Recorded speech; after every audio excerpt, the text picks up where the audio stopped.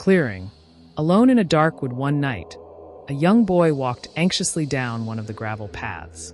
His parents had always warned against his journeys there, worrying constantly of the notion of him staying too long and becoming hopelessly lost in the dark of night.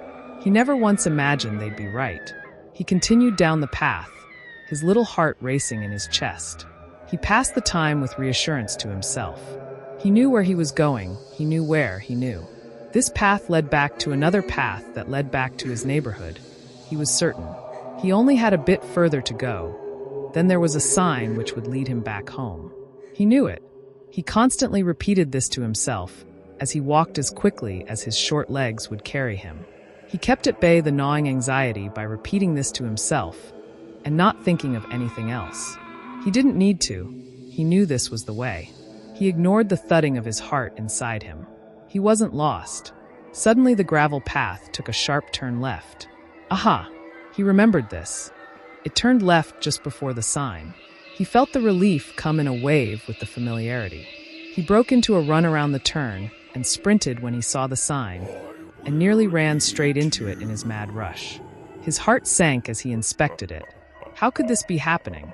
The only thing he could tell about his location was that he couldn't have been more wrong about where he thought he was.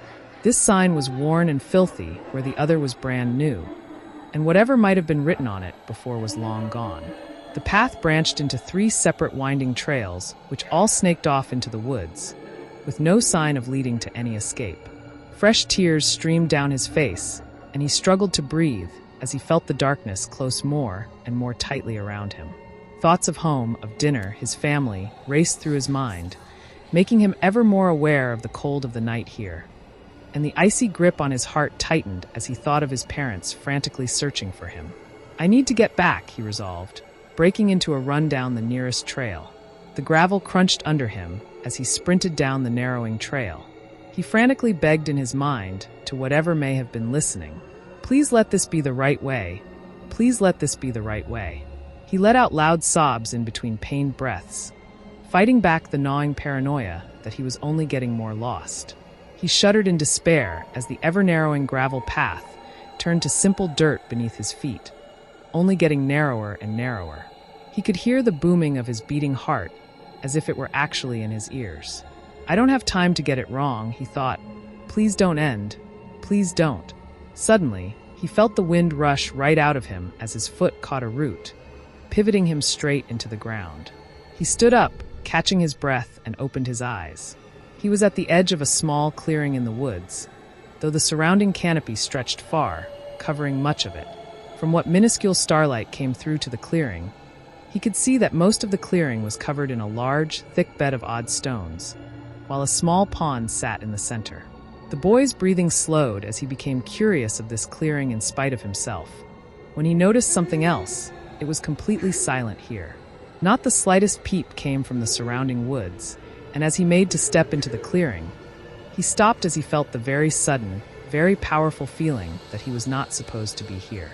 He stood very still in the palpable silence, looking around the clearing as he tried to ignore his mounting anxiety. It's nothing, he told himself. But as if in response to that, he felt the menace of the air grow tighter. Enough of this. He called out, "Hello." His anxiety rose steadily as he waited for an answer, trying to contain himself. But as the silence continued and no answer came, he felt himself begin to calm. He turned back onto the dirt path and walked quickly away, finding his way back onto the gravel path, and gradually hearing the sounds of the woods return as if prompted to do so by the renewed crunch of the gravel. He continued walking, hoping against hope that he could find another path that would lead him back home. He was too exhausted now to worry. He slowed down to catch his breath, wondering how long he could keep this up for. He stopped and put his head in his hands, wondering if he could, or should, try and sleep here so he could search for rescue in the light of morning. But then he looked up. He could hear something else, now that he was no longer walking. He spun to the right, and his heart leapt. There were voices nearby. Off in the woods to the side of the path, there were at least 2 voices, but they were too muffled and somehow distorted for him to understand them. "Hello," he called out, but the voices made no attempt to respond to him. Instead, they became louder, and seemed to be delivered in a divergent direction from the boy. The boy called out again, "Hello!" This time, the voices stopped. The boy looked on, puzzled. Then two more distant, similarly distorted voices came from both behind and to the right of him, toward where the original voices seemed to be coming from. The boy moved cautiously along the path, where a voice wasn't heard. Something wasn't right here. He flashed back to the lake as he felt the familiar anxiety rising again. And then icy fingers clutched his heart once more, waves of terror chaining him to the ground as he shook. And somehow he knew that this was not just childish paranoia. This terror was something else. Suddenly, he saw a bright orange glow in the distance along the path from where had just come. He spun toward it, only to see another glow suddenly appear in the distance to his right. He turned around to where the original voices had come from, and so close in front that he could hear the hiss of the torch being lit. Another glow appeared, this one illuminating the silhouette of the horrible, misshapenly humanoid figure that carried it. And then they screamed. The boy covered his ears, but it did no good. The screech was louder than anything he'd ever heard, like high-pitched static mixed with every tormented scream ever uttered from human lips. Covering his ears, the boy bolted in blind panic down the gravel path as the ominous orange lights bore down on him. His mind screamed his primal terror, though he made no noise save for reckless gasping for breath as he sprinted. He looked behind, big mistake. His heart nearly burst free when he saw the now 8 torches floating steadily behind in a neat ring around him, and they were closing in. He felt his legs start to ache. His lungs were burning. He couldn't go any further. He darted to the thickest tree he could find and crouched into a ball behind it, sobbing all the while as the bizarre murmur, loud and distorted as if from old radios, of the monsters closed in around him. Before long, he could hear the approaching footsteps along with the horrible, distorted chanting, getting louder and louder as the monsters came closer and closer. He screamed and curled up tighter as the noise came right up to him, and then, all of a sudden, all of the noise stopped. The boy strained to listen, but there was nothing, only the same deathly silence and stillness of the clearing. He almost felt like he was still there, and if he looked up he would see the same stones and lake as before. He looked up. Above him, the monster stared down. Its whole body from head to feet was adorned with wickedly curved spines, and the hair which sprouted from its entire head and back twisted and curved jaggedly like horrible dead branches. It carried a torch, but where the others were normal orange flames, this flame danced out of control with white plasma. But in spite of this, it gave no heat. In fact, it seemed to sue *K the heat away from the world, and the boy started to shiver. The low light of the torch moved to illuminate the face of this thing, and the boy recoiled. It grinned down with rows of long needles for teeth, and the barely human face was covered in thick, festering scars and boils. But the worst of it were the eyes, which weighed down the boy more than the weight of the world. They had no pupils, only pale, milky white all over, yet they gazed with more intensity than any human eye ever could. They saw and they hated. The monster reached to the boy's face. He tried to move, but suddenly felt exhausted, as if anesthetized. The talon bore a strange symbol glowing red, and when it touched the boy's forehead, it filled his entire body with such a cold that it burned. The boy writhed and tried to scream, but no sound came. And it was done. The monster then made to grab the boy, but stopped. It looked behind, and then hissed and scampered away. The boy forced his eyes open, only to be blinded by a bright light, accompanied by the scraping of tires on gravel. He heard people shouting as he slipped out of consciousness.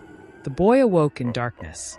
He sat up, feeling the familiar blankets fall off him, and gave a long, shuddering sigh of relief as his eyes adjusted to the darkness. He was in his bedroom. He fell back onto his bed, wondering what had happened. Had it all just been a dream? The things in the woods must have been, but he was sure of the previous day's events, and was sure he had ended up lost in the woods for real. The lights, he thought. They were headlights. They must have been his parents driving to get him. They'd probably put him to bed when he was passed out. The sound of approaching footsteps outside his door interrupted his thoughts. He heard muffled murmuring between two voices outside. Must be my parents, the boy guessed. He sat up expectantly as the footsteps stopped outside his door. They opened it and stood outside. "Mom," "Dad," the boy said. They didn't reply. It was too dark to see them properly. The boy spoke up again. "Turn on the light." This time they did answer, and the familiar chill clutched the boy's heart as one of the figures spoke the same static-filled drone to the other. Then in an instant it was at the boy's side, staring down at him, just like the monster from the woods had. It drew back and screeched the same unbearable wail as it had in the woods. Before it and its fellow monsters had begun pursuing the boy. It grabbed him as easily as he would take a jumper, and then they were out the window, speeding away from the house. The boy felt dizzy. This couldn't be happening. In an instant they were at the edge of the woods, and the thing screeched again. The boy grimaced in tears and put his hands over his ears. The screeching continued, but then it became not quieter, but fainter, as if it were suddenly further away. The boy went limp as he felt the cloud of anesthesia take him again, as it had after his earlier encounter with the pale-eyed monster, and he passed out once again. The boy woke up suddenly and sprung to his feet as the light touched his face. He was in the woods again. Although the thick canopy blocked much of the light, much more still broke through, and the boy knew it was daytime. He looked quickly around, but he was alone, and there were no paths in sight, only trees and grass. What was going on?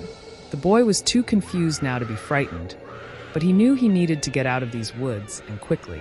Whatever was going on, he was pretty sure these monsters were real, and he did not want to meet them again. He paced quickly through the woods, trying to stick to a straight line, hoping to find another path and figure out what to do from there. He continued on, looking down, passing endless trees over an endless bed of patches of grass and dirt, along with the alternating patches of sunlight and shadows of trees and their branches.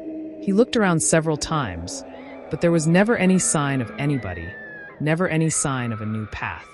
He kept walking, trying not to think about whether he'd ever leave these woods again. Did I even leave them before, he wondered. His brief experience in his bedroom seemed as much a dream as the rest of his loss in the woods had seemed to him then. And then the absolute stillness turned to a slight cool breeze from his right. He stopped, but then looked closer at the shadows on the ground, puzzled. He looked closer, concentrating. There it was again. He was still, yet one of the shadows was still moving. He looked to his right, and the chill took him completely. In front of him, hanging from the branches, were a cluster of bodies. Their hands were tied behind their backs, and all of them were covered with bloody scars from head to toe. Their faces were the worst. All had been burnt beyond recognition.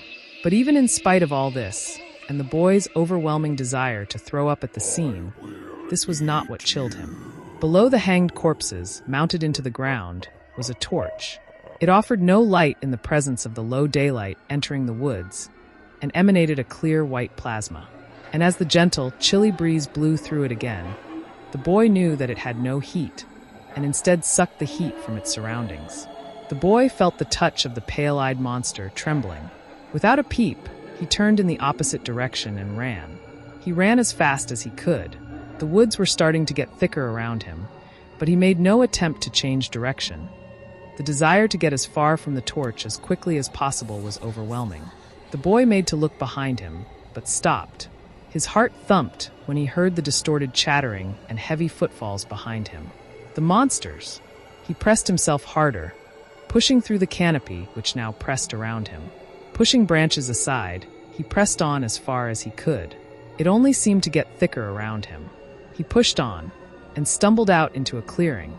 He froze as the unbearable silence of it took him, and the scene unfolded before his eyes. The low light now revealed the awful truth of the clearing. The ground was covered in a thick carpet of human skulls and bones, and surrounded the lake of blood in the center. The viscous liquid then stirred. The boy stared, transfixed with horror, as a talon emerged from the surface, gripping the morbid shore. Then another, and then horrible, fleshy branches began to emerge as the thing's head rose from the lake. And then the boy was looking into the hateful, pale eyes once more. "Welcome, child." A voice like fingernails on a chalkboard pierced the silence of the clearing. The thing's grinning mouth was perfectly still as it spoke, yet its words were clear and cut to the boy's soul. Tears welled in his eyes as he turned to run, but he found himself blocked by a row of masked figures. They carried torches, and were hunched over in thick robes adorned with spikes and strange symbols. The masks they wore were black, covered in random red lines, and had eyes of pale white. The boy turned back to the pale-eyed monster, which now held his hand in its own. "We've been waiting for another like you," it uttered in its unbearable manner as it slowly led the boy towards the lake. The boy walked hopelessly with the thing, crying, "I can't wait to show you, child. Things you couldn't imagine." The thing stepped into the lake, and the boy let out a small sob as he placed his foot into the awful viscous liquid. Then another, and then another.